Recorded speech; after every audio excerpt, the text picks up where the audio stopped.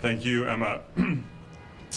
So welcome everyone. I'm Scott Wiener. I have the honor of representing San Francisco and Northern San Mateo County in the State Senate. I'm joined here today by my colleague, Senator Jesse Arrequin from the East Bay, and we're here to announce new legislation, Senate Bill 627, the No Secret Police Act.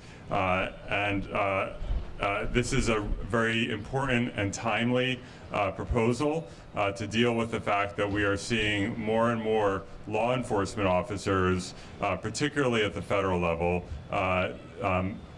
be in our community, covering their faces entirely, not identifying themselves at all, at times even wearing army fatigues, where you can't tell are these law enforcement officers or a vigilante militia.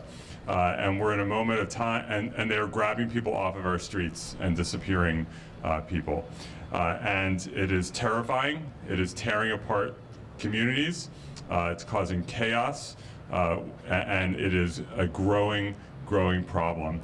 And law enforcement officers are public servants, and people should be able to see their faces, see who they are, know who they are. Otherwise, there's no transparency and no accountability. We know that President Trump has put cities in the U.S., most recently Los Angeles, under siege. He announced yesterday on Truth Social that he's going to be escalating immigration enforcement as part of their mass deportation campaign in LA, as well as Chicago and New York City. And we're really at risk of having effectively secret police in this country. Police, law enforcement that you can't even identify who they are, what agency they're with, and whether or not they are actually law enforcement. Hands off. That doesn't work. I'll do this. And so it is a huge problem, and we need to address it. We also know that the Trump administration is seeking to force local law enforcement to be part of his deportation machine.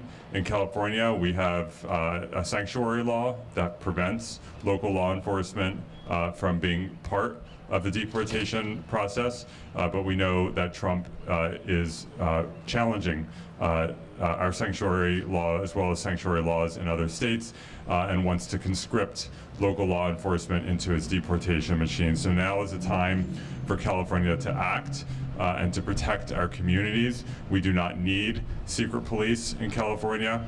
We don't need law enforcement officers who are covering their faces, who are not identifying themselves, who are jumping out of unmarked vehicles and grabbing residents of this state, including at times citizens, people who live here, work here, grabbing them, throwing them into vans, and disappearing them. That is what is happening right now, and we need to put a stop to it.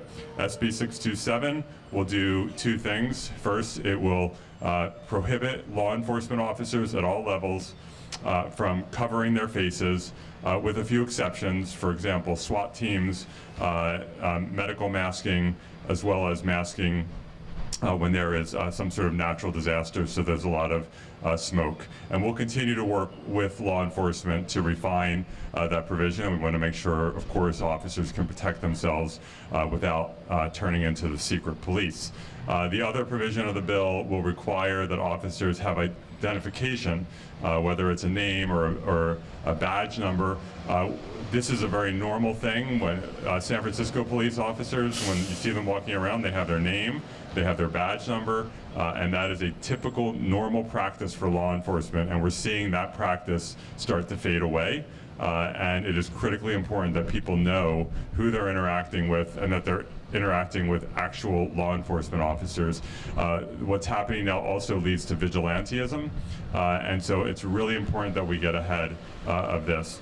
So with that, I'll turn it over to my colleague, Senator Arrequin, for his remarks. Well, thank you very much, Senator Wiener, for bringing this important bill forward. I'm proud to be a joint author of SB 627, the No Secret Police Act. And this law is really rooted in two principles: one, to protect the safety of California's communities, and two, to ensure that there's transparency and accountability for law enforcement. There already are state laws that require that officers have to have badges and have identifying information.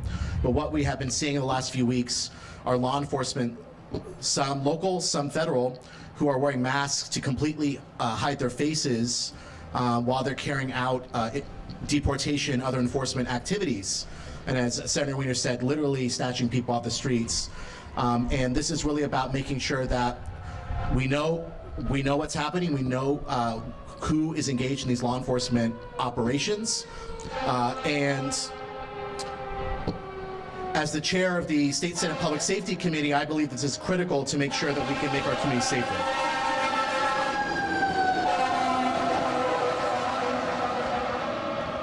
So this is a very difficult time in our state. As we've seen in Southern California and even parts of Northern California, with increased enforcement operations at courthouses and on our streets, people are afraid.